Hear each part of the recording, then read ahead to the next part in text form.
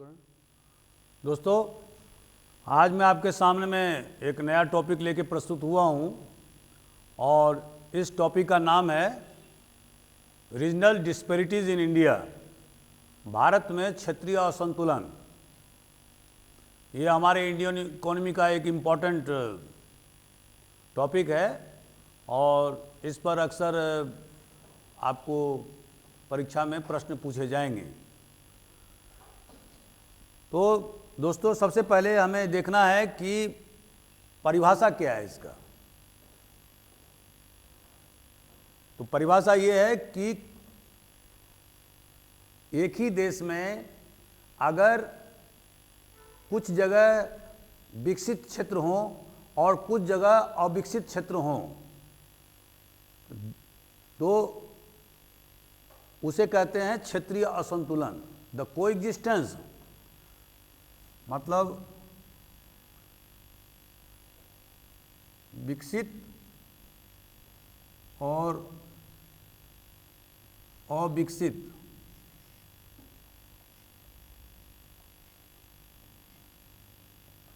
क्षेत्रों का एक साथ होना। जैसे कि अपने हिंदुस्तान के परिप्रेक्ष्य में देखेंगे कि जैसे बिहार प्रांत है तो ये एक अविकसित क्षेत्र है, अंडर डेवलप्ड है, ठीक है। लेकिन यदि आप पंजाब देखेंगे तो वो विकसित क्षेत्र है, डेवलप्ड क्षेत्र है। तो दोनों the coexistence of developed and under developed areas with in a country is called, क्या बोलेंगे इसको, रीजनल डिस्पैरिटीज या क्षेत्रीय असंतुलन। अब विकसित और अविकसित क्षेत्र, जैसा कि मैंने आपको बताया कि बहुत सारे क्षेत्र जो हमारे देश में खास करके जो उत्तर पूर्वी क्षेत्र है वो कुछ ऐतिहासिक कारण से, कुछ उनका जो भौगोलिक जो क्षेत्र है और कम्युनिकेशन के साधन सही ढंग से नहीं होने पर जो हिमालय क्षेत्र के जो एरिया हैं तो वहाँ पर अभी भी पूरी तरह से विकास नहीं हुआ है। तो इसके कारण से हम क्या देखते हैं कि कुछ राज्य विकसित हो गए हैं और आज़ादी से पहले भी विकसित थे। जैसे कि आपको मालूम होगा कि अंग्रेज के ज़माने में उन्होंने 3 प्रेसिडेंसी, कलकत्ता, बॉम्बे और मद्रास, इन तीनों प्रेसिडेंसी में उन्होंने औद्योगिकरण किया क्योंकि वहाँ बहुत सारे यूरोपियन रहते थे और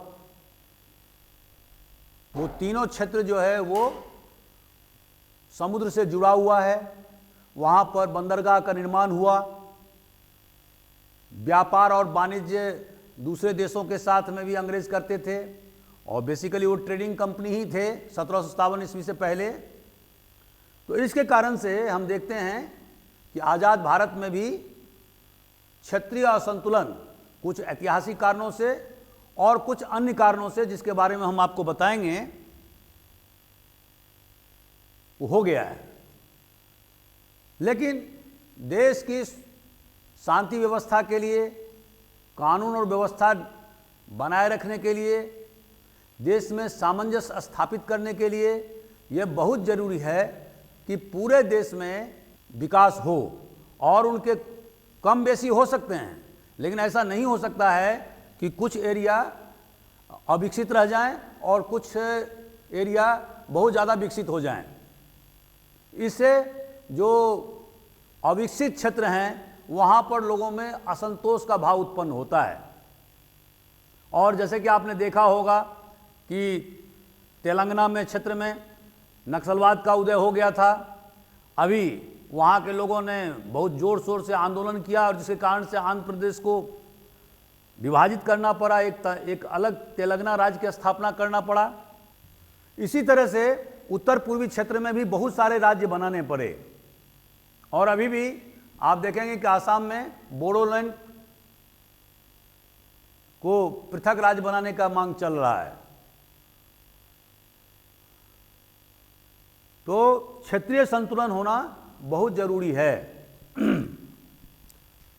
अब दोस्तों, क्षेत्रीय संतुलन दो प्रकार के हो सकते हैं। एक तो मैंने जो बताया कि इंटर स्टेट, अंतर राज्य, हिंदी में बोलेंगे अंतर, इसका मतलब क्या हुआ, एक राज्य और दूसरे राज्य में, जैसे बिहार अविकसित राज्य है और पंजाब विकसित राज्य है, तो ये क्या हुआ, इंटर स्टेट। लेकिन इसका दूसरा भी पहलू होता है, वो क्या है, इंट्रा स्टेट। इसका मतलब क्या हुआ, इसका मतलब हुआ कि राज्य के अधीन ही कुछ एरिया बहुत ज़्यादा विकसित हो गए हैं, लेकिन कुछ एरिया अविकसित रह गए हैं। उसके बहुत सारे कारण हो सकते हैं। ज्योग्राफिकल कारण हो सकता है, जो एरिया विकसित हो गए हैं वहाँ पर बहुत ज़्यादा माइंस मिल रहे हों, वहाँ पर इंडस्ट्री या उद्योग बैठाए गए हों। दूसरा एरिया वहाँ पर माइंस नहीं हो, वहाँ पर पावर फैसिलिटी नहीं हो, तो बहुत सारे कारण हो सकते हैं। तो एक ही राज्य में अलग अलग क्षेत्र के अलग अलग विकास के पैमाने हो सकते हैं, और हमारे देश में ये बहुतायत में पाया जाता है। जैसे कि आप एक उदाहरण के स्वरूप में यूपी को ले लें। यूपी में जो पश्चिमी भाग आप देखेंगे, पश्चिमी यूपी, आप क्या देखते हैं कि विकसित क्षेत्र है।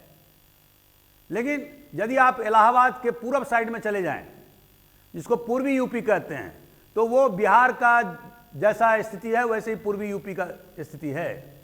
उसका एक सिंपल उदाहरण है, आप किसी कार से आप जीटी रोड होता हुआ बनारस की तरफ जाएं, तो आप इलाहाबाद से पहले क्या देखते हैं कि उनके घरों की जो बनावट है, जो आप देखेंगे कि बाहर में भी पेंट लगे हुए हैं, प्लास्टर है। लेकिन जो ही आप इलाहाबाद से आगे बढ़ेंगे और बनारस और उसके बाद में बिहार तरफ जाएंगे, तो आप क्या देखते हैं, पूरे जो बाहरी दीवार हैं वो खुला है, मतलब केवल ईंट है। ये क्या शो करता है, ये शो करता है कि लोगों में इतना मीन्स नहीं है कि वो मकान को पूरी तरह से प्लास्टर कर सकें।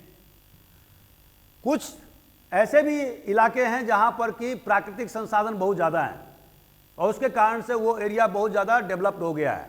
जैसे कि आप बिहार प्रांत में पहले झारखंड राज्य भी उसका हिस्सा होता था, तो जैसे कि आप रांची और उसके आसपास का क्षेत्र जो आप देखते हैं, तो हम क्या पाते हैं कि विकसित क्षेत्र हो गया है। वो किस कारण से, क्योंकि वहाँ पर विभिन्न प्रकार के खनिज मिलते हैं, जिसके कारण से इस्पात उद्योग बोकारो में लगाए गए हैं। आपने जमशेदपुर में इस्पात उद्योग देखा, उसके बाद में अनेक प्रकार के फैक्ट्रीज वहाँ लगाए गए हैं, मशीन टूल्स बनाने से लेकर के हर प्रकार के फैक्ट्री लगाए गए। तो उसके वहाँ पर क्या हुआ, बहुत सारे लोग को वहाँ पर रोजगार मिल गए और इसलिए उनका स्टैंडर्ड ऑफ लिविंग बहुत ज़्यादा ऊंचा हो गया। हालांकि वो बिहार प्रांत के ही हिस्सा थे, लेकिन उत्तर बिहार में क्या देखते हैं कि चूंकि वहाँ पर नदियों का जाल बना हुआ है और हमेशा वो एरिया बाढ़ से ग्रसित रहता था, और जिसके कारण से प्रत्येक साल कम से कम 4 से 6 महीने तक लोगों को वहाँ से बाहर रहना पड़ता था, या पानी से वो डूबा हुआ क्षेत्र रहता था। तो जिसके कारण से लोग उस एरिया से माइग्रेट करके या दूसरे जगह वो चले जाते थे, जो अभी भी हो रहा है। तो इसके कारण से हम क्या देखते हैं कि एक ही प्रांत में अलग अलग क्षेत्रों के लिए अलग अलग असंतुलन की स्थिति है। यही बात आपको प्रत्येक प्रांत में मिल जाएगा। जैसे मैंने अभी यूपी का उदाहरण दिया, यूपी में जैसे पश्चिमी क्षेत्र में तो आप देखेंगे कि वहाँ पर ग्रीन रिवॉल्यूशन होने के कारण से जो हरित क्रांति हुआ 1967-68 में, तो उसमें पंजाब, हरियाणा और पश्चिमी यूपी का इलाका लिया गया, क्योंकि पहले ही से वहाँ पर अंग्रेजों के ज़माने में और उसके पहले मुगलों के पीरियड में सल्तनत काल में ही कैनाल सिस्टम प्रभावी ढंग से काम कर रहा था। तो इसके कारण से भारत सरकार ने हरित क्रांति की शुरुआत इन्हीं 3 इलाकों से किया। लेकिन उसका परिणाम क्या हुआ कि यूपी में एक क्षेत्रीय असंतुलन पैदा हो गया। और जैसा कि आप जानते हैं कि उत्तराखंड भी पहले यूपी का ही हिस्सा हुआ करता था, जो कि पूरी तरह से पहाड़ी क्षेत्र है। तो वहाँ पर आवागमन की सुविधा ठीक ढंग से नहीं होने के कारण से, अधिकांश जमीन पहाड़ी होने के कारण से वहाँ का जो विकास है वो उतना ज़्यादा नहीं हो पाया जितना पश्चिमी यूपी का क्षेत्र का हुआ। उसी तरह से आप बुंदेलखंड का एरिया देखिए, जो कि यूपी का ही दक्षिणी हिस्सा है। आप क्या पाते हैं कि वहाँ पर जो लोगों के जो जीवन स्तर हैं बहुत ही निम्न स्तर पर हैं, मतलब वो बिहार के लेवल के हैं। तो एक ही राज्य में आप अलग अलग ज्योग्राफिकल रीजन में अलग अलग विकास के पैमाने देखते हैं। तो ये इसको क्या बोलते हैं, इंट्रा स्टेट, राज्यों के बीच में ही असंतुलन। अब दोस्तों ये असंतुलन या बैकवर्डनेस का पैमाना क्या होता है? तो पहला होता है पर कैपिटा इनकम,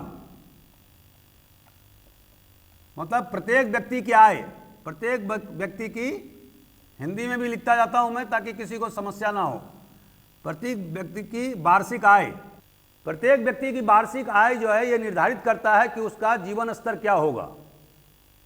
अगर वार्षिक आय कम होगा तो जीवन स्तर भी कमजोर होगा।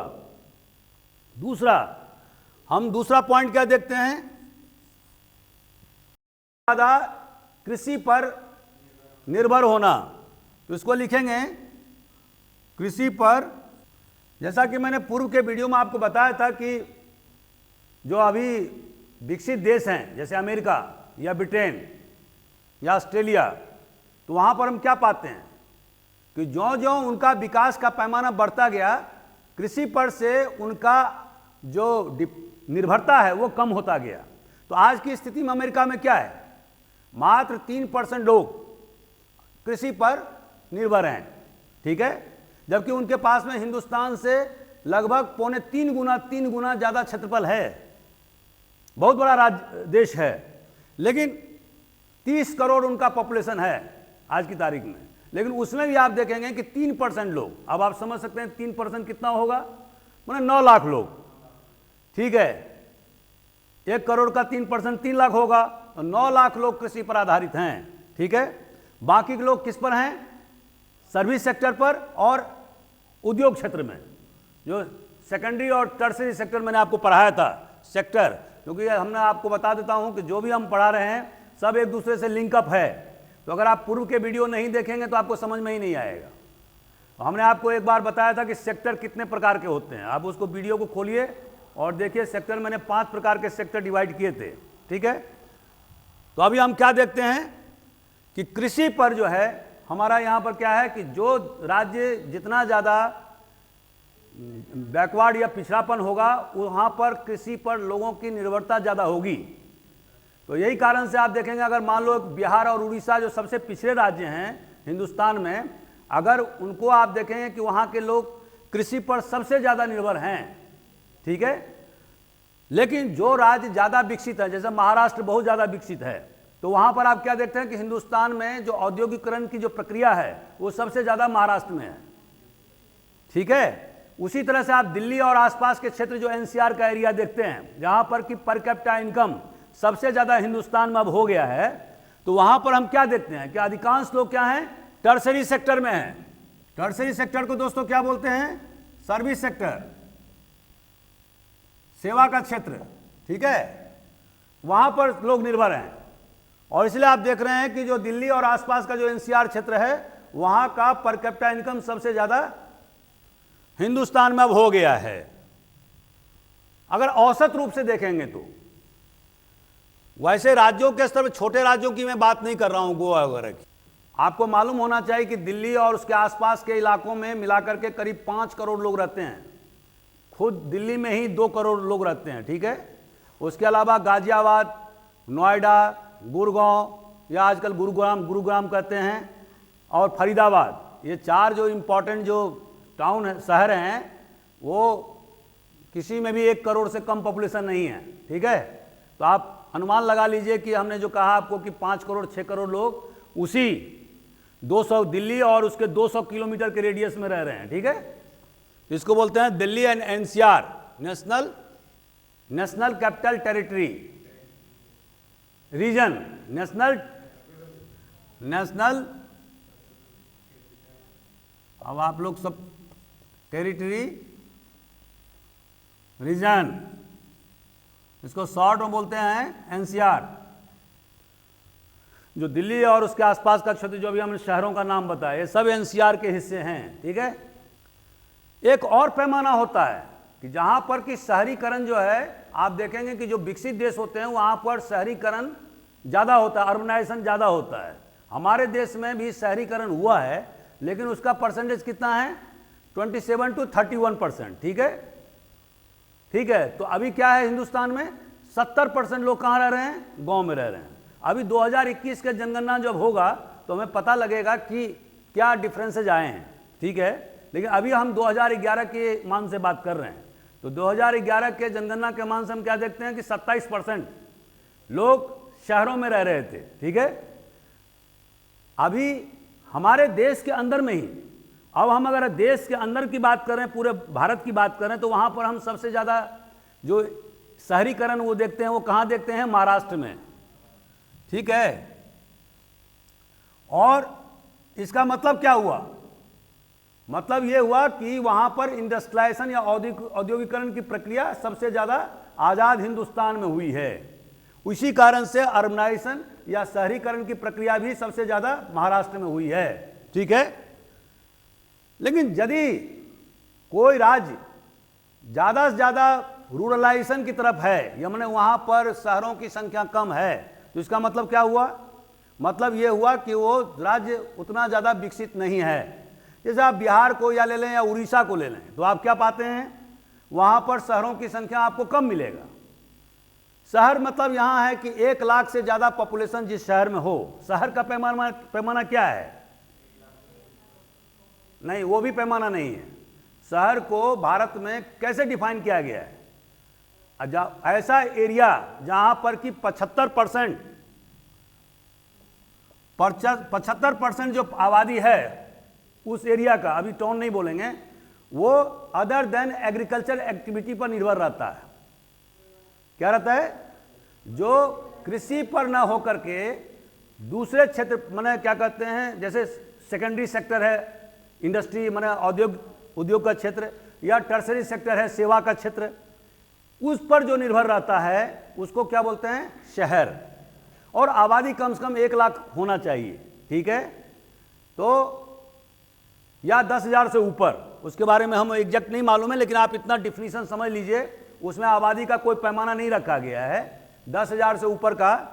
लेकिन उसमें जो आबादी होना चाहिए, उसमें 75% लोग ऐसे व्यक्ति होना चाहिए जिनका कि रोजगार कृषि नहीं है, उद्योग हो सकता है, सेवा का क्षेत्र हो सकता है, ठीक है। तो ऐसे क्षेत्र को हिंदुस्तान में शहर बोला गया है, ठीक है। तो हमारे देश में जैसे जो पिछड़ा राज्य है, वहां पर हम क्या पाते हैं कि वहां पर बहुत ज़्यादा जो है वहां पर शहरीकरण नहीं हुआ है, जैसे महाराष्ट्र में हुआ है या तमिलनाडु में हुआ है, ठीक है।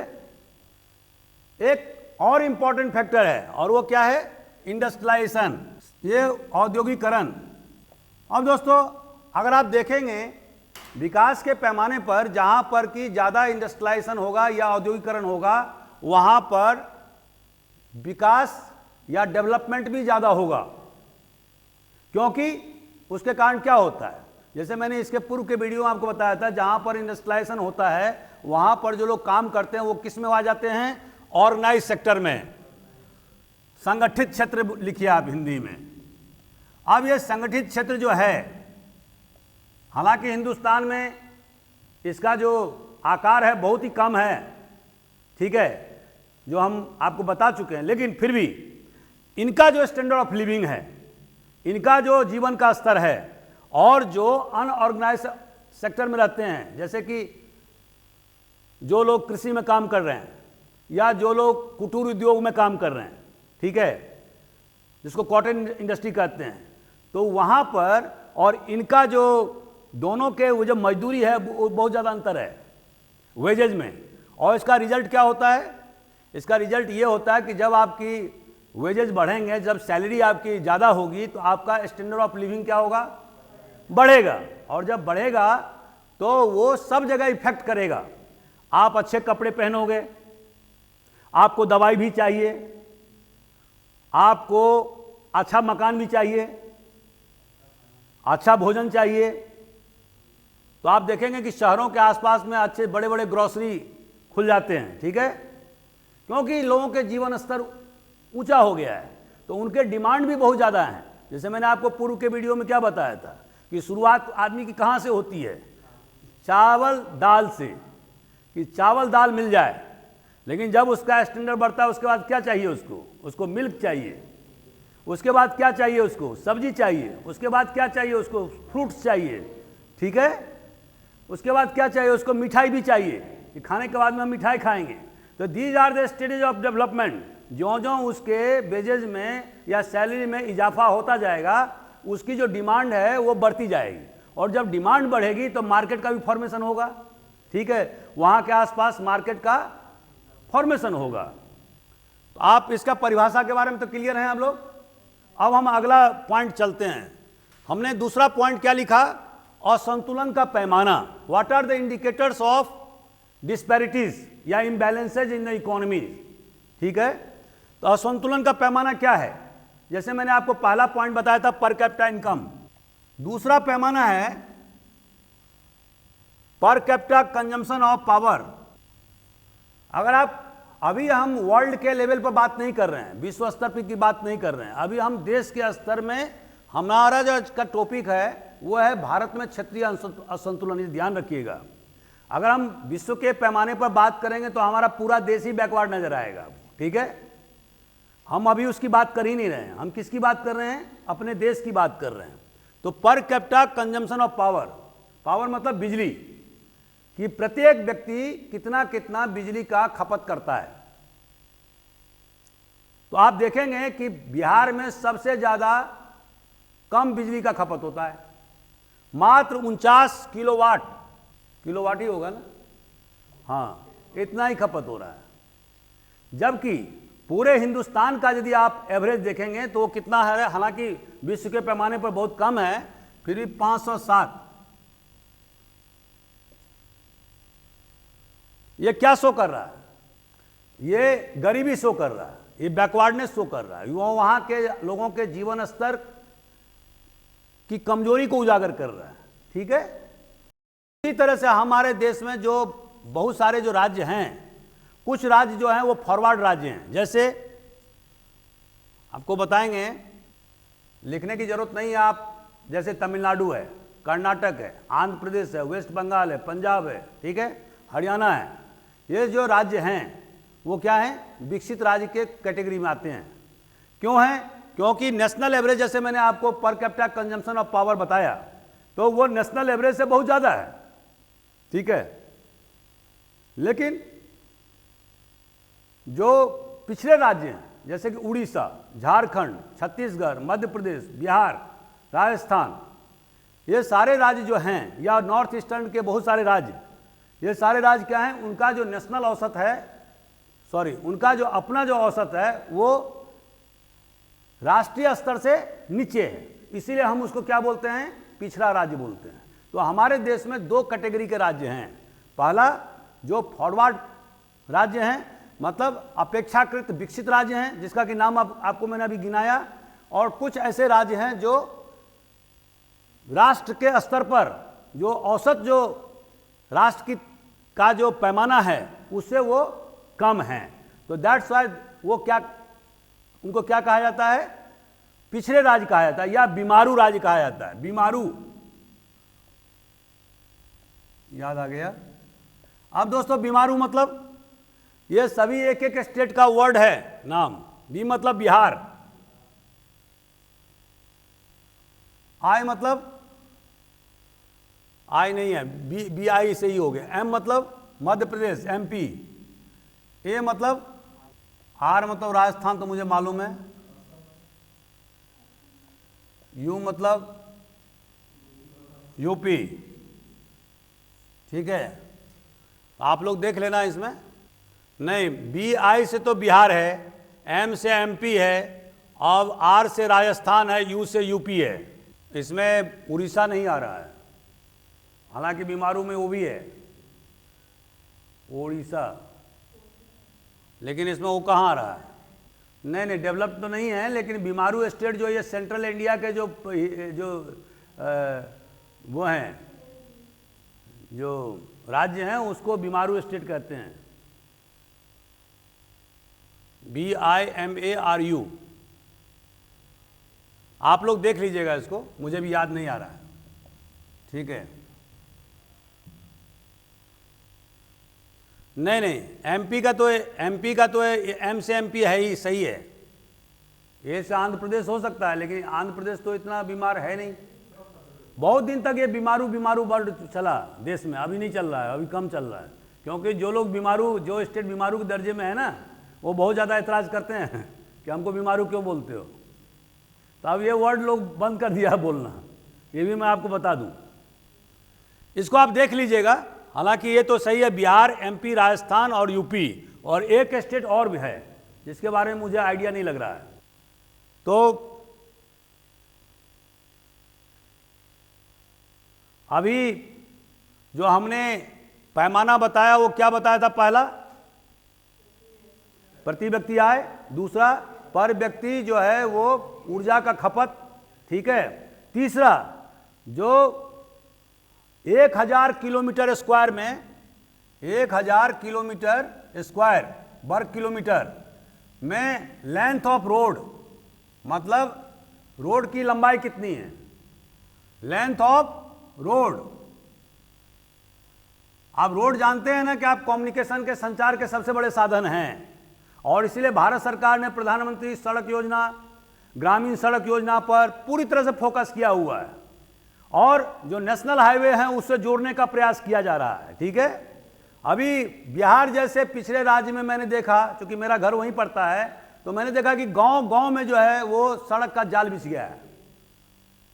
नेशनल हाईवे तो बन ही गया है, जो ईस्ट वेस्ट कॉरिडोर है, और इसके अलावा हम क्या देख रहे हैं, प्रधानमंत्री सड़क योजना, ग्रामीण सड़क योजना के तहत में पूरे गांव में जो है ना, वो भी पक्कीकरण, मतलब ये आप जो आरसीसी वाला रोड जो होता है वो बनाया जा रहा है, ठीक है।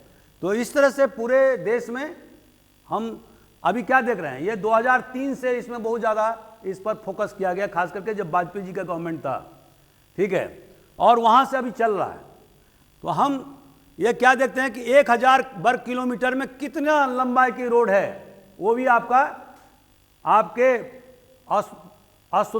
असंतुलन या विकास या अविकास को दर्शाएगा, ठीक है। इसके बाद में पर 1000 व्यक्ति पर कितने मोबाइल हैं। आजकल मोबाइल जो है, पहले क्या था, टेलीफोन था, अब टेलीफोन तो उतना है नहीं वैल्यू। अब 1000 व्यक्ति पर कितने व्यक्ति के पास में, नहीं स्मार्टफोन वगैरह नहीं, वो तो और अलग वेरिएंट हो गया, कितने व्यक्ति के पास में मोबाइल है। यदि आप चाइना के कंपैरिजन करेंगे फिर भी हमारे देश में अभी कम है, ठीक है। लेकिन अभी अपने देश में ही अगर आप देखेंगे तो विकसित राज्यों में क्या देखते हैं कि मोबाइल की संख्या भी बहुत ज़्यादा है, जो अविकसित राज्य हैं उसके अपेक्षाकृत। और इसके अलावा एक और पैमाना है कि उस राज्य में या उस क्षेत्र में जो एक आप देखते होंगे कि जमीन के जो प्रकार होते हैं वो क्या होते हैं। एक होता है अरेबुल लैंड। अब दोस्तों अरेबुल लैंड क्या होता है, उपजाऊ भूमि।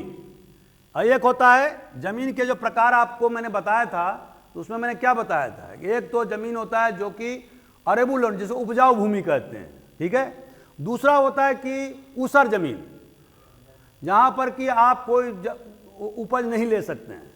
लेकिन इसी अरेबुल लैंड में कोई जरूरी भी नहीं है कि सारे जमीन जो है ना आपके खेती, उस पर खेती हो, तो उसका जहां पर खेती होता है उस उपजाऊ भूमि में, अरेबुल लैंड को हिंदी बोले उपजाऊ भूमि, उसको बोलते हैं क्रॉप्ड एरियाज, ठीक है। अब क्रॉप्ड एरिया जहां पर कि असल में खेती की गई है, तो क्रॉप्ड एरिया का टोटल लैंड का कितना एरिया, क्रॉप्ड एरिया जो है उसमें कितना परसेंट इरिगेशन है, the net percentage of irrigation, सिंचाई के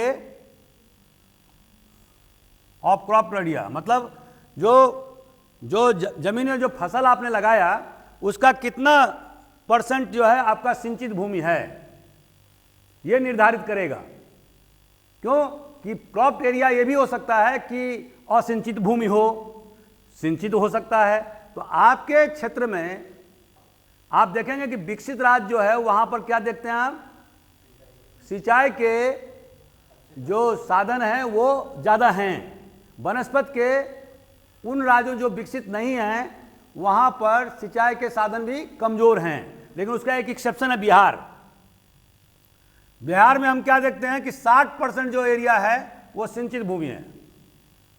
ठीक है, तो कहीं कहीं आपको एक्सेप्शन देखने को मिलेगा। आप जैसे कि आप डेक्कन ट्रैप का इलाका लीजिए आप, ठीक है, तो आप क्या देखते हैं कि वहां पर ग्राउंड वाटर नहीं है। डेक्कन ट्रैप का इलाका किसको बोलते हैं दोस्तों, महाराष्ट्र को, कर्नाटक के ऊपरी हिस्से को, ठीक है, और कुछ भाग तेलंगाना और आंध्र, खासकर तेलंगाना क्षेत्र को। ये जो पूरा एरिया है बेल्ट, इसको क्या बोलते हैं, साउथ ऑफ नर्मदा, इसको बोलते हैं डेक्कन ट्रैप। तो आप क्या पाते हैं कि वहां पर जो सिंचाई के साधन हैं वो बहुत ज़्यादा कम है, इसीलिए वहां पर आपको ड्राई लैंड फार्मिंग होता है। ठीक है, तो ये भी एक पैमाना है कि आपका जो जितने एरिया में आपने फसल लगाया उसका कितना भाग सिंचित क्षेत्र है, वो भी आपको विकास का या पिछड़ेपन का पैमाना है। ठीक है, इसमें किसी प्रकार का कोई प्रॉब्लम है। इसके अलावा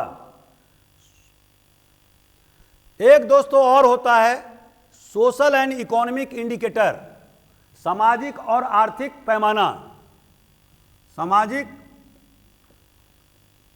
और आर्थिक, आज मैं पूरी तरह से हिंदी पर बात कर रहा हूं।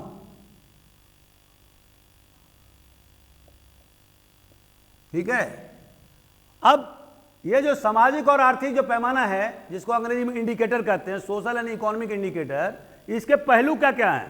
पहला, इसको 6-7 पॉइंट लिए गए हैं। पहला है ट्रांसपोर्ट, माना यातायात, इसको लिया गया 26%। दूसरा ऊर्जा, ऊर्जा का खपत, इसको कितना लिया गया है, 24%। तीसरा सिंचाई, 20%। चौथा बैंकिंग, 12%, 6%।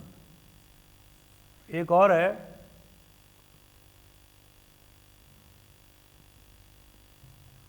शिक्षा, 6%, और सातवां स्वास्थ्य, 6%।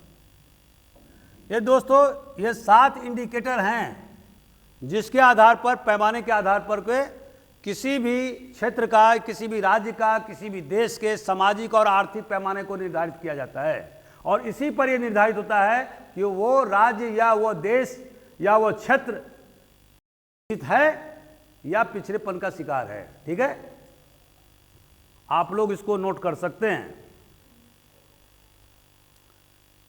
एक और पैमाना है ह्यूमन डेवलपमेंट इंडेक्स। अब दोस्तों एक पैमाना और होता है, वो क्या है, ह्यूमन डेवलपमेंट इंडेक्स। हिंदी में क्या बोलेंगे इसको, मानवीय विकास, मानव विकास सूचकांक, सूचकांक। ठीक है, अब इसमें मानव विकास सूचकांक में क्या क्या आएगा, ह्यूमन डेवलपमेंट इंडेक्स। ठीक है, अब इसमें क्या क्या आएगा, पहला यस, इसमें आएगा जैसे कि लिटरेसी को हिंदी क्या बोलते हैं, साक्षरता दर। पहला लिखेंगे साक्षरता दर, ठीक है। दूसरा मृत्यु दर, तीसरा जन्म दर, चौथा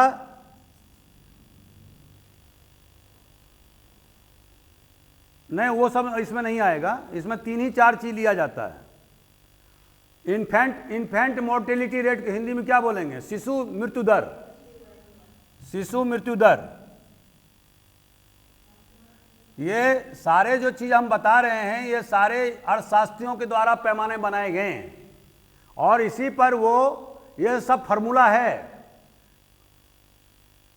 नहीं, क्वेश्चन नहीं है, ये आपको समझने बूझने के लिए है कि जैसे कि मैंने अभी आपको इसके पहले सामाजिक और आर्थिक सूचकांक के बारे में बताया था कि उसमें क्या क्या फैक्टर शामिल होते हैं, उसी तरह से हमने बताया कि मानव विकास सूचकांक क्या होता है।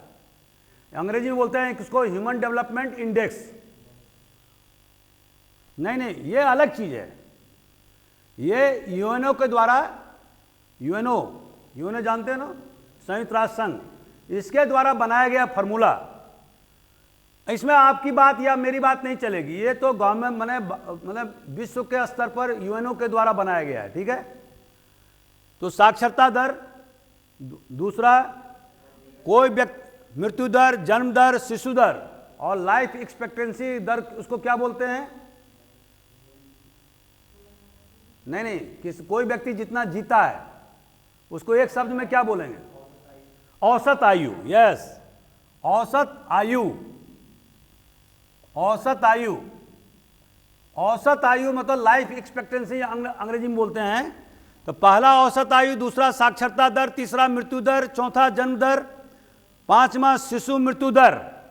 मानव विकास सूचकांक वो सूचकांक है जिसमें कि औसत आयु, साक्षरता दर, मृत्यु दर, जन्म दर और शिशु मृत्यु दर शामिल है। इसकी जरूरत, ये एक बेसिक आपको, जैसे मैथमेटिक्स में कोई फॉर्मूला आप बनाते हो ना, तो उसके बाद में उस फार्मूला को आप अप्लाई करते हो। जैसे कि आपको पूर्व के आपको लेक्चर में आपको हाइट एंड डिस्टेंस में बताया था ना कि आपको टेन थीटा का इस्तेमाल करना होगा, तो साइन थीटा बटा कॉस थीटा होता है, ठीक है। तो उसी तरह से इकोनॉमिक्स में कुछ फार्मूला बनाए गए हैं जिसके आधार पर आप ये विचार करोगे कि क्या ये कोई देश विकसित है या कितना पिछड़ापन है, whether that country is under developed, विकसित है या अविकसित है या अभी विकासशील है, ये क्या है, तो उसका पैमाना क्या है, मानव विकास सूचकांक। एक फैक्टर ये भी है। और यहां पर हम देखते हैं क्या है दोस्तों कि औसत आयु हमारे देश में कितना है, 65% समथिंग, 2011 की बात कर रहा हूं। अब साक्षरता दर कितना है बताइए, वो भी 65 से 70% के बीच में ही है, मैं 2011 की बात कर रहा हूं। उसके बाद में मृत्यु दर क्या देखते हैं हम, 7%, 7.2%, ठीक है। और जन्म दर क्या है, 22 या 21%, ठीक है। और शिशु मृत्यु दर कितना है, तो ये भी देखना होगा। लगभग जो 22 सही लिखा मैंने, 22%।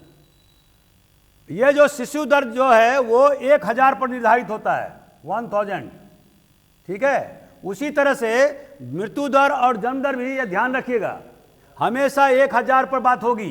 1000 में कितना आदमी मरता है, उसी तरह से जन्म दर क्या है, माने ये तो परसेंट में तो बोल देंगे तो हो जाएगा 100 में 22, ऐसा नहीं है, 1000 में 22 लोग का जन्म दर, ठीक है। मृत्यु दर 7.2 प्रति 1000। शिशु मृत्यु दर, उसका डाटा हमारे पास में अभी उपलब्ध नहीं है, अभी हम बता देंगे आपको, अभी याद नहीं आ रहा है,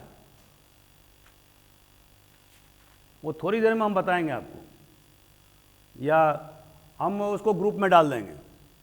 हालांकि शिशु मृत्यु दर भी जो है वो 1000 पर है और लगभग वो पूर्व के वीडियो में मेरा है, उसमें आपने देखा होगा, ठीक है, तो उसको आप देख लीजिएगा, याद अभी एग्जैक्ट नहीं आ रहा है, लेकिन वो 50 से कम ही है, ठीक है। तो ये सारे चीज आपको निर्धारित करते हैं कि मानव सूचकांक क्या है और वो देश या वो राज्य या वो क्षेत्र कितना विकसित है या कितना अब पिछड़ापन का शिकार है। अब दोस्तों हमने दूसरा पॉइंट ले लिया, अब तीसरा पॉइंट है असंतुलन के कारण। तो आप लोगों से मैं बारी बारी से पूछूंगा कि असंतुलन के क्या क्या कारण हैं। अभी तक जो हमने आपको लेक्चर दिया उसमें आपको बहुत सारी चीज समझ में आ गया होगा। तो अब मैं जानना चाहता हूं कि आप लोगों का दिमाग काम कर रहा है या नहीं कर रहा है, आप कैच कर पा रहे हो कि नहीं कर पा रहे हो। तो सबसे पहला क्या कारण होगा असंतुलन का हिंदुस्तान में, जो विभिन्न राज्यों में जो असंतुलन हो गया है उसका क्या कारण है? पहला कारण बताइए। पहला है भौगोलिक कारण। आपने सही बताया रीति, भौगोलिक कारण। जैसा कि मैं अभी तुरंत आपको बताया था कि बहुत सारे क्षेत्र हमारे देश में ऐसे हैं जहां पर कि आवागमन के साधन अभी भी नहीं हैं, जो खास करके जो पहाड़ी क्षेत्र हैं, जो हिमालय का एरिया है या उत्तर पूर्वी एरिया है। अब आप देखेंगे कि अब जैसे आसाम में, मैं आपको एक उदाहरण देता हूं, मैं वहां पर गया था तो वहां पर पुलिस अधिकारियों से मैंने बात किया तो ऐसी चर्चा हुई तो उन्होंने कहा कि साहब यहाँ 8 महीने तो बारिश होते रहते हैं। हमारा कंस्ट्रक्शन, क्योंकि हम जिस रूम में रुके हुए थे वहां पर सीलन हो रहा था, तो मैंने कहा कि इसको ठीक तो करना चाहिए। तो बोले साहब टाइम नहीं मिलता है। क्यों नहीं मिलता है? क्योंकि 8 महीने तो यहाँ बारिश होते हैं, सिर्फ 4 महीने जो है ना हम काम कर सकते हैं। अगर उसमें कर लिया तो कर लिया, नहीं तो पूरा साल बेकार गया। तो आप समझ सकते हैं कि जब बहुत ज़्यादा बारिश होगा तो वहाँ के जो आवागमन के साधन हैं वो भी क्या हो जाएंगे? ब्लॉक हो जाएंगे, ठीक है, बाढ़ होगी, ठीक है। तो उसके कारण क्या होगा? भौगोलिक कारण से हमारा जो विकास का क्रम जो है वो छूट जाएगा, ठीक है। दूसरा कारण क्या है? अब पानी की कमी अगर होगा तो लोग क्या है कि वहां पर रहेंगे ही नहीं, वो भाग जाएंगे। अब आप जैसे राजस्थान में आप देखते हैं बहुत सारे इलाके क्या हैं, वहां पर आप 20-20 किलोमीटर तक जाएंगे आपको एक भी आदमी नहीं मिलेगा। मैंने बहुत टीवी में भी देखा। इसका कारण क्या है कि पानी नहीं मिलता है, और पानी मिलता है तो बहुत मुश्किल से, बहुत तकलीफ से मिलता है, और वो भी कुछ समय के लिए मिलता है। तो आपने देखा, सही बात है कि जहाँ पर पानी की कमी होगी वहाँ पर विकास नहीं होगा, ठीक है, और वो पिछड़ेपन के शिकार होगा। हिंदुस्तान में भी आप देखेंगे गुजरात का बहुत सारा हिस्सा और राजस्थान का हिस्सा क्या है, पानी की कमी के कारण से अविकसित रह गए हैं। हालांकि इंदिरा गांधी कैनाल होने से अब उनको बहुत ज़्यादा फायदा हो गया, लेकिन फिर भी बहुत सारे ऐसे एरिया हैं थार डेजर्ट में या उसके पास बीकानेर वगैरह क्षेत्र में जहाँ पर कि पानी की कमी होने के कारण से विकास का रफ्तार एकदम अवरुद्ध हो गया है, ठीक है। तीसरा पॉइंट क्या है? हाँ, शिक्षा का अभाव भी हो सकता है। पिन पॉइंटेड बात करो। चौथा, ऐतिहासिक कारण। जैसा कि मैंने अभी बताया था आपको कि ऐतिहासिक कारण क्या है, अंग्रेजों ने क्या किया, प्रेसिडेंसी, तीनों प्रेसिडेंसी का विकास किया, लेकिन बाकी जगह उन्होंने नहीं किया। तो अब क्या हो गया है कि बॉम्बे अब महानगर हो गया है, ठीक है। अब क्या है कि इतना ज़्यादा कंजेशन हो गया, इतना ज़्यादा स्लम एरिया हो गया, उस पर बहुत ज़्यादा प्रेशर पड़ रहा है, क्योंकि कोई भी एरिया एक निश्चित लोगों को ही जज्ब कर सकता है। उससे ज़्यादा अगर होगा तो वो एरिया क्या होगा, कंजेशन का शिकार होगा, वहाँ पर पॉल्यूशन होगा, इन्वायरमेंटल डिग्रेडेशन होगा, वातावरण प्रभावित होगा, जो हमारे देश में हो रहा है, ठीक है। ऐतिहासिक कारण, और एक कारण वो भी है जी, हाँ, बहुत सारे, ये सही कह रही है, बहुत सारे एरिया ऐसा हैं जहाँ पर कि हमारे देश में बंजर भूमि है। तो बंजर भूमि जहाँ है वहाँ पर क्या होगा, वहाँ पर उपज नहीं होगा। उपज अगर नहीं होगा तो फिर वहाँ पर लोग नहीं रहेंगे, अगर लोग नहीं रहेंगे तो फिर वहाँ विकास नहीं होगा, ठीक है। तो ये भी कारण सही है। इसके बाद में हम क्या देखते हैं, अभी जो देखिए, ये तो आप टोटल बैकवर्डनेस की बात कर रहे हैं रीति, मैं यहाँ क्षेत्रीय असंतुलन क्या कारण पूछ रहा हूँ, तो क्षेत्रीय असंतुलन को ध्यान में रखिए कि असंतुलन क्यों हो गया है। बैकवर्डनेस और असंतुलन दोनों में अंतर है, ठीक है। माने तो असंतुलन क्यों हो, जैसे कि एक कारण हो सकता है ग्रीन रिवॉल्यूशन, मतलब हरित क्रांति। हरित क्रांति में ऐसा लिख सकते हैं आप, हरित क्रांति जो देश में हुआ पंजाब, हरियाणा और पश्चिमी यूपी में, तो ये जो एरिया था, आप क्या देख रहे हैं हरित क्रांति में कि उसी एरिया को गवर्नमेंट ने चूज किया जहां पर कि ऑलरेडी इंफ्रास्ट्रक्चर या आधारभूत संरचना था। यहां मैंने आपको कहा कि अंग्रेजों के ज़माने में वहां पर कैनाल सिस्टम था। हिंदुस्तान की सरकार को उस समय में समय नहीं था कि वो कैनाल बनाए और उसके बाद में हाई यील्डिंग वेराइटीज या हरित क्रांति का निर्माण करे, क्योंकि वहां पर भुखमरी की समस्या थी। तो भारत सरकार ने क्या देखा कि वो एरिया जहां पर कि ऑलरेडी कुछ बेसिक आधारभूत संरचना है, ठीक है, तो वहां पर हम हरित क्रांति करते हैं। तो ये एरिया जो था दोस्तों, वो पहले भी अंग्रेज के ज़माने में भी विकसित था। और अब क्या हो गया, जब हरित क्रांति की शुरुआत हुई तो ये एरिया और ज़्यादा विकसित हो गया। तो अब जैसे कि पूर्वी यूपी या बिहार या उड़ीसा या अन्य जो इलाके थे, उनसे पंजाब, हरियाणा और पश्चिमी यूपी का इलाका बहुत ज़्यादा विकसित हो गया। और दिस इज कॉल्ड असंतुलन, मतलब अनबैलेंस, ठीक है। हमारा मुद्दा यहाँ ये है, हम बैकवर्डनेस की बात अभी यहाँ कर ही नहीं रहे हैं, हम कह रहे हैं कि असंतुलन के क्या क्या कारण हैं। तो एक फैक्टर यह है कि उन क्षेत्रों में हरित क्रांति लाया गया जो क्षेत्र पहले ही से समृद्ध थे या अपेक्षाकृत विकसित थे, ठीक है। अब वहां लाने से क्या हुआ कि वहां के किसी और ज़्यादा विकसित होने से दूसरा जो क्षेत्र था वो तो पहले ही पीछे था, तो उसमें गैप जो है ना जमीन आसमान का हो गया है, ठीक है, समझ रहे हैं आप। अब क्या हो रहा है कि बिहार के जो लोग हैं वो मजदूरी करने के लिए पंजाब, हरियाणा और पश्चिमी यूपी में जाते हैं और गेहूं काटने के लिए जाते हैं। क्यों? क्योंकि उनको मजदूरी ज़्यादा मिलती है बिहार से, ठीक है। ये जो बहुत सारे राज्य क्या हो गए, लेबर एक्सपोर्टिंग राज्य हो गए, जहां से मजदूर लोग, उनको एक्सपोर्ट को हिंदी क्या बोलेंगे, निर्यात किया जाता है, ठीक है। तो ये हरित क्रांति भी एक फैक्टर है। और क्या फैक्टर है, हाँ, इंडस्ट्रियलाइजेशन जो दोस्तों, हालांकि हमारे प्लानिंग कमीशन का सबसे पहला जो उद्देश्य रहा है वो रहा है क्षेत्रीय असंतुलन को दूर करने का प्रयास। लेकिन हम क्या देखते हैं, हमने ये देखा है कि जहां पर पहले ही से आधारभूत संरचना मौजूद था, वहीं पर प्राइवेट सेक्टर वालों ने भी वहीं इंडस्ट्री लगाना मुनासिब समझा। क्यों? कि उनको पता है कि हमको यहाँ पर रोड है, बिजली है, ठीक है, यहाँ पर खनिज जो है ना एकदम नज़दीक में है, तो ये सारे आधारभूत संरचना उनके पास में उपलब्ध है।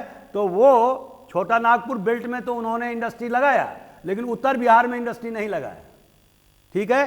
पश्चिमी यूपी में तो उन्होंने एग्रो बेस्ड इंडस्ट्री लगाया, लेकिन पूर्वी यूपी में नहीं लगाया। समझ रहे हैं आप बात को? इससे क्या हुआ है, और ज्यादा क्षेत्रीय असंतुलन बढ़ा है।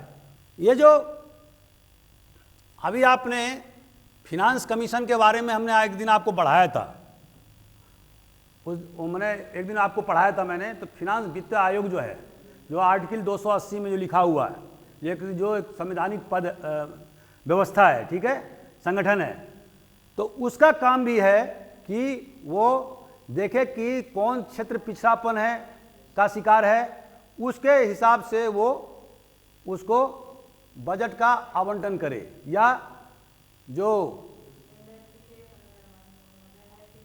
हाँ आउटले, अंग्रेजी में बोलते हैं आउटले, ठीक है, मतलब अधिक से अधिक जो है वो पूंजी उनको दिया जाए, ठीक है। लेकिन वो भी सफल नहीं हुए, ठीक है।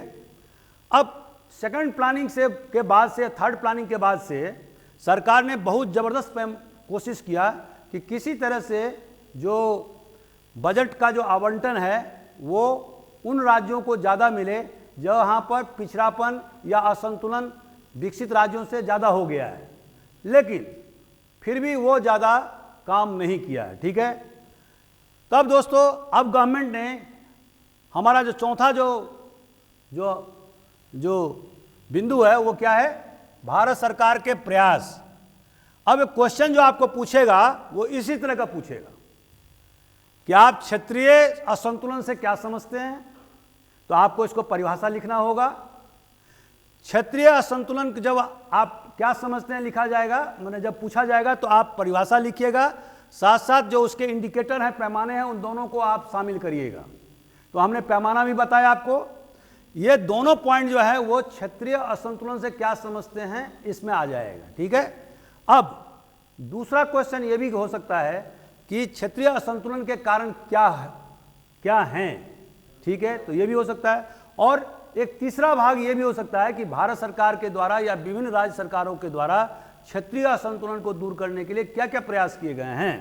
तो दोस्तों अब हम इस पॉइंट पर आएंगे, भारत सरकार के प्रयास। तो अब जो भारत सरकार का जो प्रयास है कि खास करके 7वें 8वें प्लानिंग के बाद से, योजना के बाद से, कि जो राज्य या जो क्षेत्र पिछड़ापन का शिकार है, मतलब पिछड़ेपन को, हिंदी में लिख रहा हूं, पिछड़ेपन को आधार मानकर बजट आवंटन करना। ठीक है, पहला तो ये है। दूसरा, अब जो ट्रांसफर जो होगा, फिनेंशियल रिसोर्सेज या जो वित्तीय संसाधन जो का जो ट्रांसफर मतलब हाँ एलोकेशन जो होगा, वो होगा पिछड़ेपन को आधार मान करके आवंटन करना। पहला उन्होंने ये नियम बनाया। दूसरा, स्पेशल एरिया डेवलपमेंट प्रोग्राम, या इसको हिंदी में क्या बोलेंगे, विशेष क्षेत्र विकास योजना, इस पर भी हम बताएंगे आपको। तीसरा जो प्राइवेट जो इन्वेस्टमेंट है, जो प्राइवेट सेक्टर के द्वारा, उनको ज़्यादा से ज़्यादा पिछड़ेपन जो बैकवर्ड एरियाज है उस पर, वहाँ पर उनको उद्योग लगाने के लिए प्रोत्साहित करना।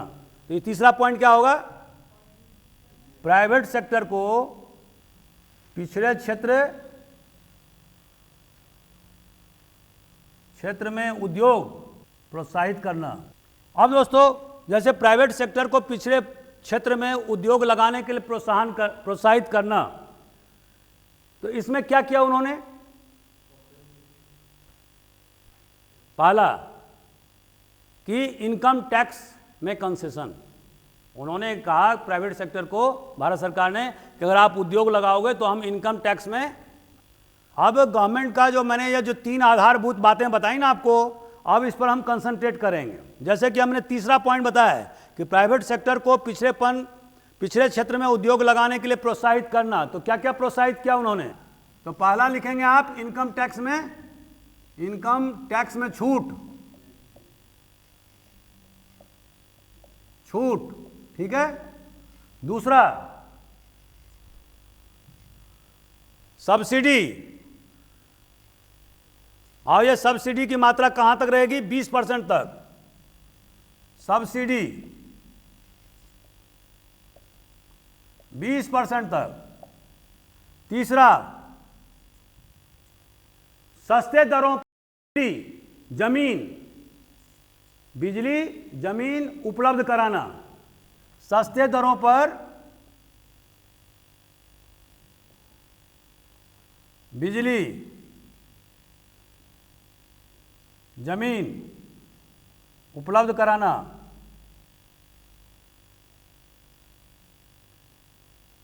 और सरकार के द्वारा रोड का निर्माण किया जाना। ठीक है, जैसा रीति ने बताया, ट्रांसपोर्ट सब्सिडी अप टू 50% पहाड़ी क्षेत्र में, इसको मिटा दूं, 50% सब्सिडी, यातायात subsidy, transport subsidy up to 50%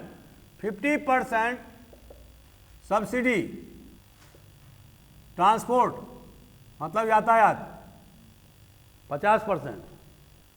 नहीं वो सब नहीं है, वो तो पिछड़ेपन को दूर करने की बात आप कर रहे हैं। अभी हम असंतुलन की बात कर रहे हैं, असंतुलन को दूर करने के लिए भारत सरकार के प्रयास। और इसके अलावा भारत सरकार ने या राज्य सरकार ने क्या किया कि जो क्षेत्र में जहाँ पर कि कोई इंडस्ट्री नहीं है, ऐसे भी जिले हैं जहाँ पर कि देयर इज नो इंडस्ट्री, तो वहाँ पर आधारभूत संरचना को बनाने के लिए राज्य सरकार ने क्या किया, अप टू 2 करोड़ रुपया, इसको मिटा दूं, 2 करोड़ रुपए तक का उन्होंने सहायता देने का प्रावधान किया हुआ, अप टू 2 करोड़, 2 करोड़ रुपए ऐसे क्षेत्र के लिए सब्सिडी जहां पर कि जहां माने जैसे मान लो कोई तालुक है या कोई जिला है जहां पर कि कोई उद्योग नहीं है, उद्योग विहीन जिला ऐसे लिखो आप, उद्योग विहीन जिले के लिए सब्सिडी। अब ये सब्सिडी क्या है, आधारभूत संरचना को बढ़ाने के लिए, ठीक है। इसके अलावा जो हमारे देश में जो बड़े बड़े फाइनेंशियल इंस्टीट्यूशंस हैं, जैसे कि industrial development bank of India है, आपने देखा होगा कि जो बड़े बड़े फाइनेंशियल या वित्तीय संस्थान है, बैंक हैं, जैसे IDBI, इसको क्या बोलते हैं दोस्तों, industrial development bank of India, ठीक है, भारत सरकार का प्रतिष्ठान है। या दूसरा है IFCI, Indian financial corporation of India, ठीक है। ये जो आप लोग याद कर लीजिएगा इसको, ये सब सारे जो, या ICICI, ये जो बड़े बड़े जो बैंकिंग इंस्टीट्यूशंस हैं भारत सरकार के, या तो इनको कंसेशन दर पर, कम ब्याज पर वहाँ के उद्योगपतियों को जो पिछड़े क्षेत्र में उद्योग लगाना चाहते हैं उनको ये देने का काम करते हैं। तो कंसेशनल रेट पर लोन देने की व्यवस्था, आप समझ रहे हैं। इसके अलावा 11वें प्लान में भारत सरकार ने क्या किया, प्रधानमंत्री स्वरोजगार योजना। अब अभी मैं लास्ट में भारत सरकार के प्रयास लिए बोल रहा हूं, प्रधानमंत्री स्वरोजगार योजना, ये सब आप लोगों को लिखना पड़ेगा, ठीक है। उसके बाद में दूसरा इंदिरा आवास योजना,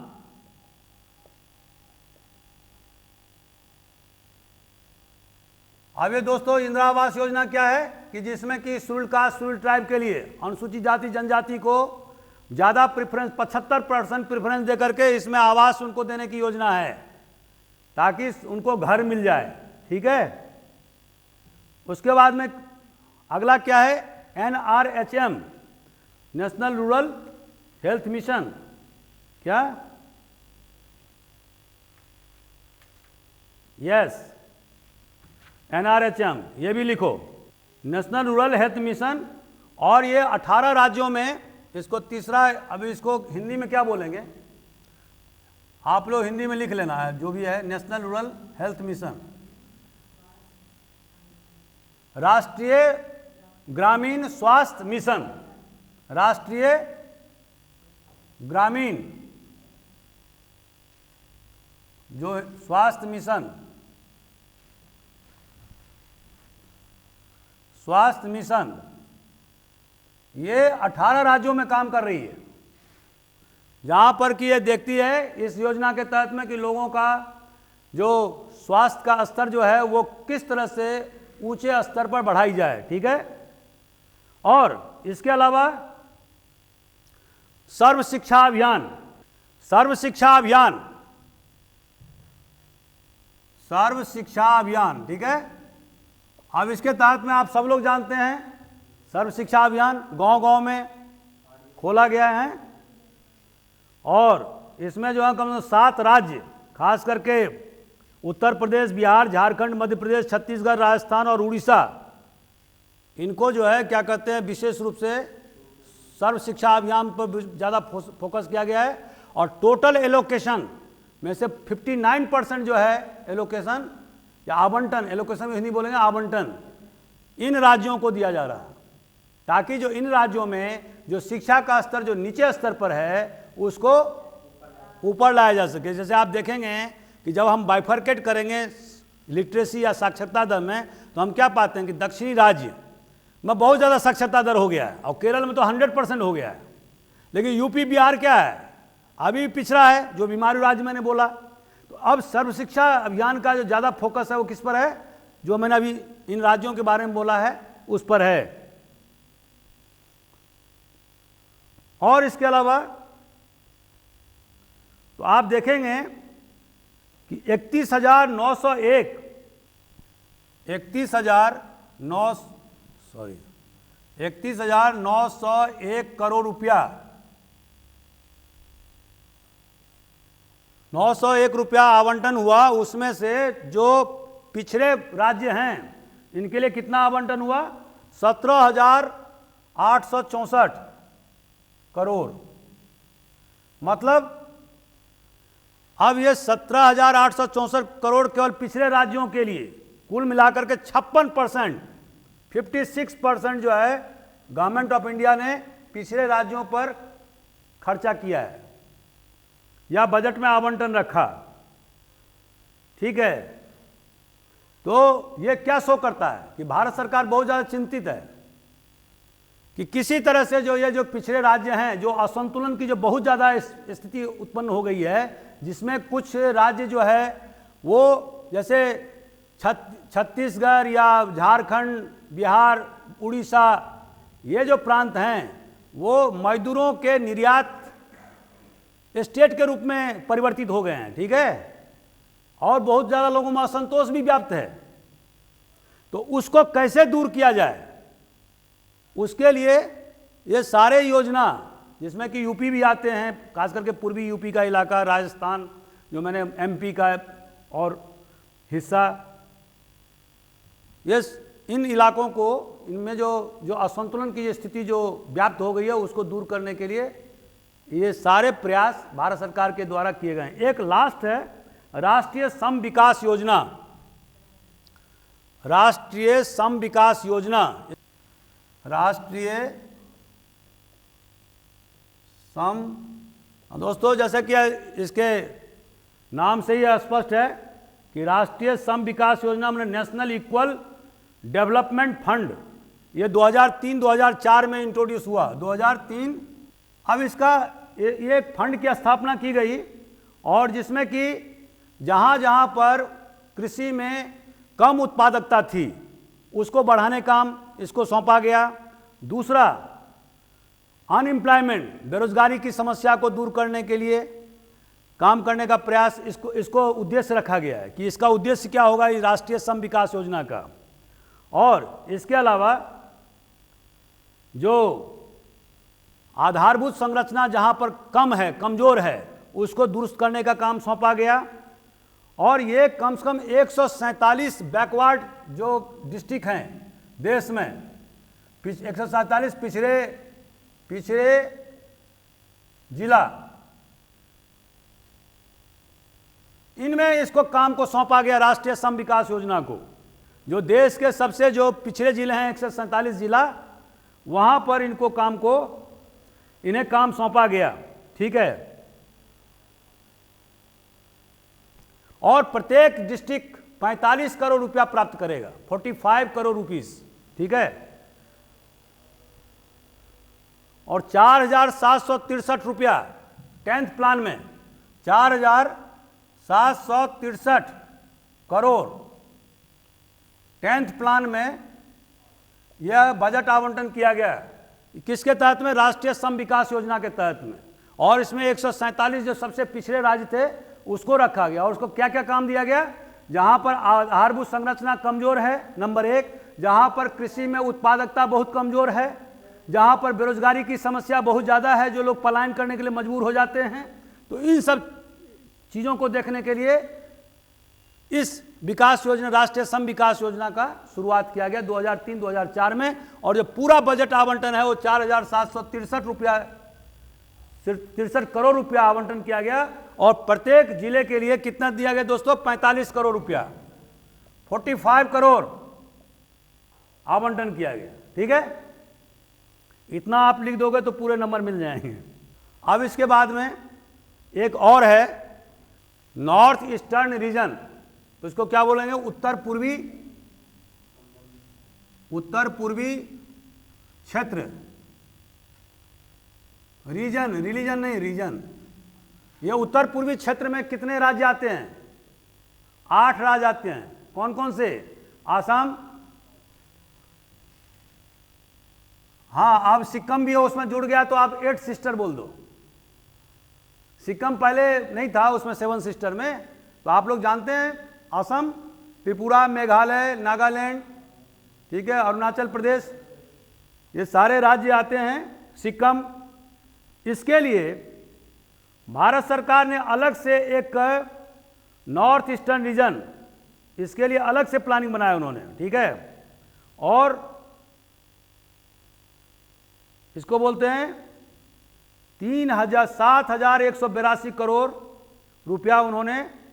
अब उतना लिखने की जरूरत भी नहीं है, आप इतना लिखिएगा कि भारत सरकार ने उत्तर पूर्वी क्षेत्र के लिए सबसे खास करके चौथे 5वें योजना के बाद उन्होंने बहुत ज़्यादा फोकस करना शुरू किया और वहाँ पर विभिन्न प्रकार के योजना का क्रियान्वयन करना शुरू किया ताकि विकास के क्रम में वो पीछे नहीं रह जाएं। और आप ये भी लिखिएगा कि चूंकि जो नॉर्थ या उत्तर पूर्वी क्षेत्र जो है वो शुरू से ही बहुत ज़्यादा इनएक्सेसिबल रहा है, यहाँ पर वातावरण के यातायात के जो साधन रहे हैं वो बहुत ही कमज़ोर रहे हैं, लोग एक क्षेत्र से दूसरे जगह तक नहीं जा सकते थे। तो इसीलिए सरकार का विशेष रूप से जो फोकस रहा है इन 50 वर्षों में कि वहाँ पर आवागमन को दुरुस्त किया जाए। अभी आपने देखा होगा ब्रह्मपुत्र नदी में भारत सरकार ने बहुत बड़ा पुल बनाया है, ठीक है, जो गुवाहाटी आसाम को अरुणाचल प्रदेश से जोड़ती है, ठीक है। तो वहाँ पर आवागमन को दुरुस्त करने का काम किया गया है, पुलिया का निर्माण किया गया, रोड को विकसित किया गया है, ठीक है। दूसरा, वहाँ पर आपने देखा होगा कि सबसे ज़्यादा हाइड्रो पावर को हिंदी में क्या बोलते हैं? पन बिजली, जल शक्ति या पन बिजली, ठीक है। ये सबसे ज़्यादा जो है जो संभावना है वो उत्तर पूर्वी क्षेत्र में है। जैसे कि आपने देखा होगा तो दोस्तों नॉर्थ ईस्टर्न रीजन में हम क्या देखते हैं कि हमारे देश में जो टोटल जो पन बिजली की जो ताकत है, जो जल शक्ति है, वो कितना है? 1,48,701 मेगावाट, 1,48,701 मेगावाट MW, ठीक है, पूरे भारतवर्ष का। उसमें हम क्या देखते हैं नॉर्थ ईस्टर्न रीजन में? अकेले नॉर्थ ईस्टर्न रीजन में कितना देखते हैं? 65,000 के लगभग, ठीक है, 65,000 ये मेगावाट पन बिजली की ताकत या जल शक्ति यहाँ पर है नॉर्थ ईस्टर्न में। और उसमें भी अगर आप अरुणाचल प्रदेश का लेंगे तो अरुणाचल प्रदेश ये जो 65,000 नॉर्थ ईस्टर्न, इसका 2/3 भाग, मतलब लगभग 80% ये कहाँ पर है? अरुणाचल प्रदेश में। तो अब जो प्लानर का या हमारे योजनाकारों का अभी इस बात पर बहुत ज़्यादा जोर है कि जो इसका जो प्राइमरी सेक्टर और सेकेंडरी सेक्टर जो है, मतलब उद्योग सेकेंडरी सेक्टर में आएगा, प्राइमरी में क्या आएगा? एग्रीकल्चर। तो सर्विस सेक्टर में वहाँ पर आप देखेंगे बहुत सारे टूरिस्ट उद्योग फैले हुए हैं, ठीक है, जहाँ पर कि हजारों लाखों की तादाद में लोग जाते हैं। तो ये क्या है? टर्सरी सेक्टर में है। तो टर्सरी सेक्टर में तो विकास हुआ है, लेकिन प्राइमरी सेक्टर में और सेकेंडरी सेक्टर में विकास नहीं हुआ है, इंडस्ट्रियलाइजेशन नहीं हुआ है, खेती में उत्पादकता नहीं बढ़ी है। तो अभी आपने देखा होगा कि भारत सरकार का जो भी अगली जो योजना है उसमें जो पूर्व के जो एरियाज हैं उसमें ग्रीन रिवॉल्यूशन फैलाना है वो, और उसमें बिहार, बंगाल और ब्रह्मपुत्र का मैदान, ठीक है, उसमें ग्रीन रिवॉल्यूशन को, हरित क्रांति को लाना है। और असम का जो ब्रह्मपुत्र का मैदान है वो क्या है? असम का हिस्सा है, ठीक है। तो वहाँ पर कृषि में या उसके जो एलिड एक्टिविटीज़ हैं, कृषि के साथ केवल खेती ही नहीं होता है, हमने बहुत सारी चीज़ें उसमें जोड़े हैं। प्राइमरी सेक्टर आप लिखिए, और सेकेंडरी सेक्टर में मैंने इंडस्ट्रियलाइजेशन मतलब औद्योगिकरण को बढ़ावा देने का प्रयास सरकार कर रही है, ठीक है। और इसमें भी सबसे ज़्यादा जो है वो हाइड्रो पावर को विकसित करने, पन बिजली को बढ़ाने के लिए सरकार प्रयासरत है, क्योंकि आपको पता है ना कि हिंदुस्तान में आगामी 30 साल के बाद में जो कोयला जो है वो समाप्त हो जाएगा। तो हमारा जो बिजली जो ऊर्जा का जो साधन होगा वो सबसे ज़्यादा किस पर हमको निर्भर रहना होगा? जल शक्ति पर, पन बिजली पर। और पन बिजली का आकुत भंडार कहाँ है? नॉर्थ ईस्टर्न रीजन में, ठीक है। तो वहाँ पर हमें इसको बढ़ावा देना होगा। तो इतना अगर पॉइंट आप लिख दोगे तो you will get maximum marks.